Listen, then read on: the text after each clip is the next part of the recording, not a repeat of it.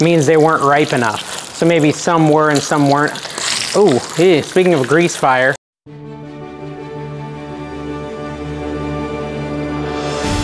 Hey everyone, I'm Dave, and today we're making the world's best fried green tomatoes. I'm pretty excited about this. I've never made a fried green tomato, but check it out. Here's the green tomato. We're gonna fry it. Now, on this channel, what we normally do is we Google the world's best recipes, we try them out, and we see if they really are the world's best. That's why I have my trusty computer out here. I'm not a professional chef. This is just, one random guy who is mediocre at cooking at best, trying to cook the world's best, and in hopes that maybe it'll be relatable to you and you will also try cooking in your spare time. But today we're doing it different. We have a little twist on it. Instead of Googling it, I had a bunch of people comment and request that we use artificial intelligence and ask artificial intelligence to give us the best recipe and then try cooking that. So we're gonna go to ChatGPT, which is an artificial intelligence platform, and we're gonna type in, please provide me with a recipe for the world's best fried green tomatoes with a dipping sauce. Because, I told my wife I was gonna make fried green tomatoes. She said, you better make a dipping sauce. So I guess I'm gonna do both, see what the results are. All right, so it types really slow, so I'm gonna fast forward this and talk over it a little bit, speed it up, but basically it's given me the instructions, given me the ingredients, and we're gonna get started. I have purchased the ingredients, and we're gonna try to make the best ever fried green tomatoes with the help of artificial intelligence. It'll be interesting. Hit the thumbs up if you like the concept, if you like the video. Let's get started. Now we are gonna go ahead and do the dipping sauce first. You don't need to do this. I'm gonna do it just because of where I'm standing. I know we're gonna have to fry these up over there, so I'm gonna have to move my camera, so might as well make the dipping sauce now while we're at this table. So let me get the ingredients for that and get it ready. We need mayonnaise and sour cream. Here's our mayo. Here's our sour cream. All right, so we've got our dipping sauce ingredients ready. First, we want to get a half a cup of mayonnaise. So I hope I have enough. I don't feel like I have a lot of mayonnaise here.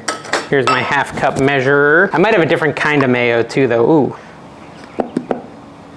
So how's that for relatable? I had to go to the store because this had no mayo in it. I guess someone put it back after they had the last bit. Typical kids, right? Anyways, I got a new thing of mayo now and we're good to go. So we need a half a cup of this. I got my little half cup measure and we're just making the sauce to dip the fried green tomatoes in, guys, in case I lost you at some point there. I guess for you, I just said that. For me though, I had to go all the way to the store and back, so I feel like a little bit lost. But again, this is like all about being a relatable cooking show.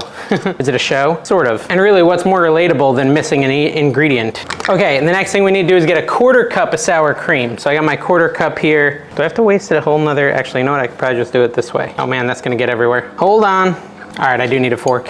So a quarter cup of sour cream and add that in with the mayo. According to artificial intelligence, I mean, we'll see how good it really is. We need to get just a tablespoon of freshly chopped chives, which is what we've got right here, some chives. So, and a tablespoon's not much. I'll just really quickly get a tablespoon of those. What do you think? Is that a tablespoon? Maybe a little bit more. Get our tablespoon here. Fill her up. Yeah, it looks like I mentally measured well. There we go. Add those. Oh, someone's really mad that I do this. He says I should use the bench scraper, which, to be fair, this viewer who gets mad about it did send me a bench scraper. It's still in the sealed package. I guess I could go get it. All right, I'm back. I've got this bench scraper thingy. I don't really understand how it's that different, to be honest, Brian the viewer. All right, let's try it. Is it,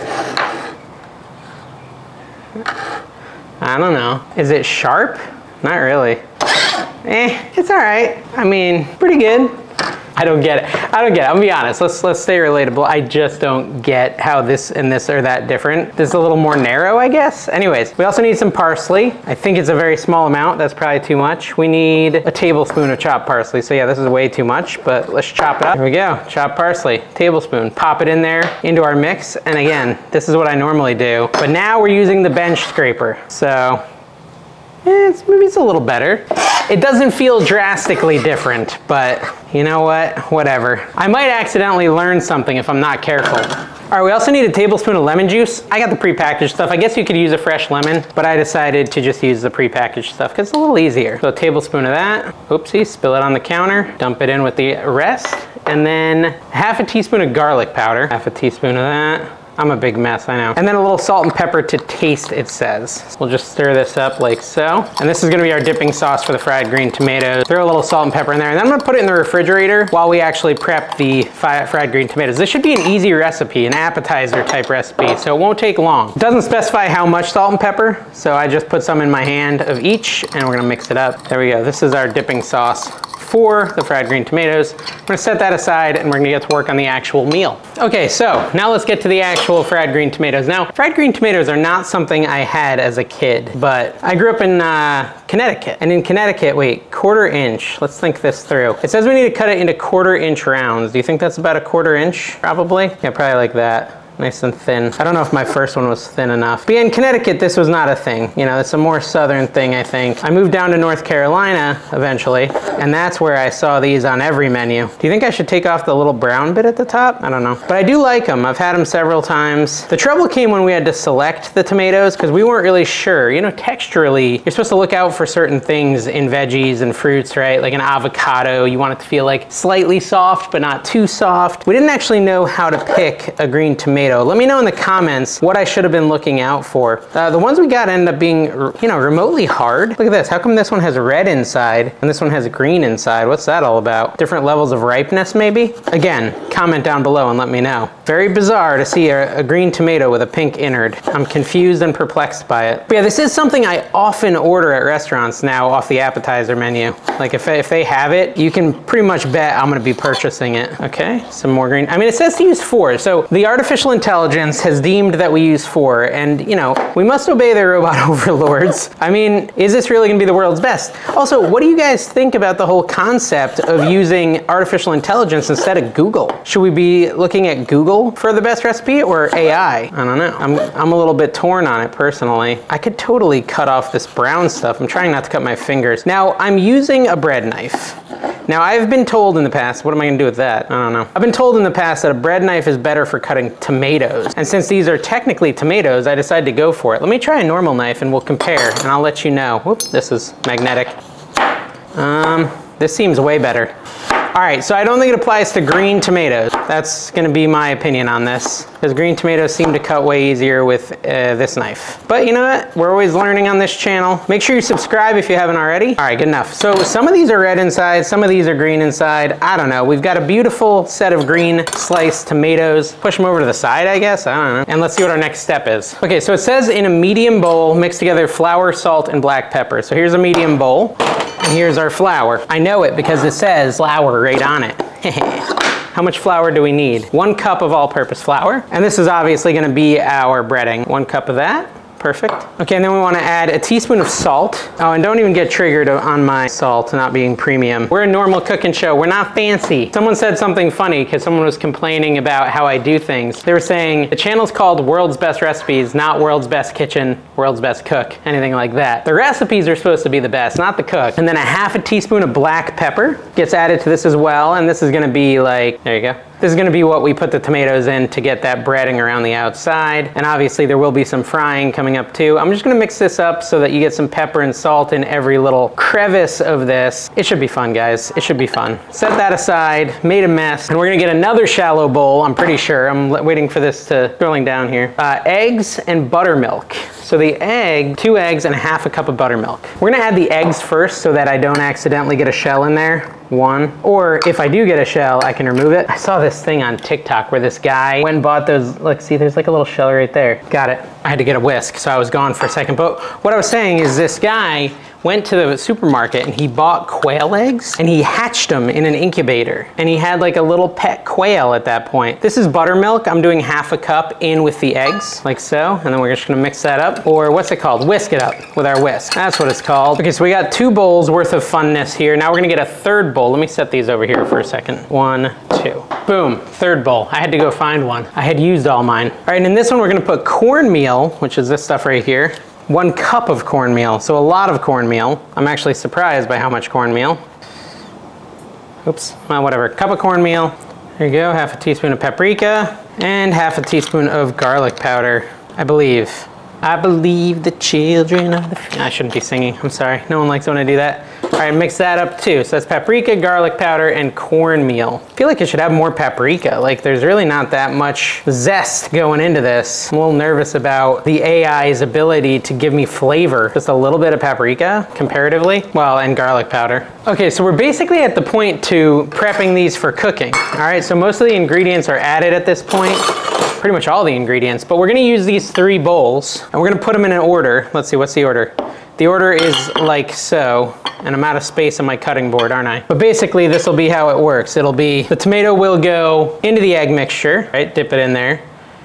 Then you'll put it into the flour mixture, like that. And then you put it into the cornmeal mixture last of all, so. At least that's what it says, but it doesn't seem like the cornmeal's sticking, so yikes. Look at that. Well, I guess maybe not much cornmeal is supposed to end up on it? I don't know. I'm not really impressed with how much cornmeal ends up on it. That seems all wrong. I did it backwards. Okay, it goes like this. Boom. That was my fault, not the AI's. AI was fine. Flour first, okay? Then it goes in the egg mixture. Then we put it in the cornmeal. That's gonna make a lot more sense. There you go. That looks more like what I would expect, okay? So, you know what, let me get a plate. Before I get a plate, I'm gonna put some oil over on my skillet and turn it on. And I'm gonna move my camera over there because we're about to actually cook this thing. I'm over here now anyways. This is heating up. Yeah, it's already feeling pretty warm. I got like a ½ inch there. Now I'm just going to do a couple more. I don't wanna overcrowd the dish. So I'm just gonna do, I don't know, maybe 6 or 7 of them at the most. Just get them all loaded up. You know what, you're supposed to do the whole wet hand, dry hand thing, right? You take one hand and you do the dry ingredients with that hand, and then you pop it into the wet and use the other hand for wet, and then pop it in again and then go back to dry. Is that how it works? Seems like it's kind of working. So don't forget we've got the dipping sauce as well sitting in the fridge, so that'll be good. Dip it into this other and over here. I mean, honestly, this is like enough fried green tomatoes to feed an army. Normally, when you go to a restaurant, they give you like 5 pieces. So this looks like it would make like 100. This is definitely gonna be a big yield. I'm gonna do one more and then we're gonna cook the first batch and see how it comes out. All right, so we're back at the oil. Let's take one of these tomatoes, and put it in and see if it's, it doesn't seem like it's sizzling yet. I've decided to hold off. Let me turn up my heat. I'm gonna get my little thermometer and check the temp of this oil. Okay, so now I think it should be warm enough. Let's try to put one of these tomatoes in here and see what happens. Nothing happened. Where's the sizzle I'm looking for? Is my stove not working? I don't know. We're gonna let it sit there. We probably won't eat this one because it's gonna be sitting in the oil too long. Look, it's finally started to fizz bubble. It's been a couple more minutes. Let's spin it over. Yeah, I don't think this one's gonna be good. I think it's gonna be too oily, but this is telling me that the oil's probably ready to actually get the tomatoes cooking. So let's start dropping them in. I'm gonna drop a handful of these in here. And it says to do 2 to 3 minutes on each side. So let's just drop a bunch of them in here. It's so crazy because when you go to a restaurant, they charge you like $12 for this. And this is like a quarter of a tomato and a couple other cheap ingredients. It would probably cost me like $8 to make all of this. Sorry about my camera angle, it's too low. All right, I'm back. All right, so it's been about 30 seconds. I'm gonna let them go for about 1.5 to 2 minutes. I'll probably do a full 2 minutes and then I'll flip them. Alrighty, it's been like 2 minutes. I'm gonna try to flip this over. Basically, you're wanting it to get brown and crispy. That's your goal here. It's cool because they're kind of floating. They're already getting crispy. Just spin them all. Yeah, I see how it's getting brown there. So I think I'm flipping them at the right time. Try not to spill any oil over the side because oil and fire, you know, they're not a good thing to put together. Well, I guess it depends on what your goal is. If your goal is to burn down your whole house, you know, I guess it would be good for that. So, all right, I mean, they're looking close to done, to be honest.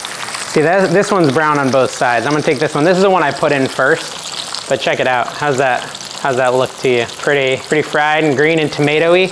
The smell reminds me of like the state fair or something. You know, you go to the state fair and they just are frying everything. That's kind of the aroma I'm getting. I think they do put a lot of that stuff in cornmeal, which is why it smells so much like a state fair. Maybe I should go grab some Twinkies and some Snickers and start having a little more fun out here. That'd be something to do. All right, that one looks done. I don't know how to tell for sure if they're done. Maybe I'll like crack one open. Hot, hot, hot, hot, hot.